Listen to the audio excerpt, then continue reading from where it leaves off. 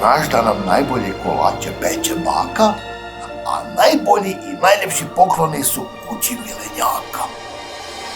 A čarolijom ispunit će vam se želja svaka.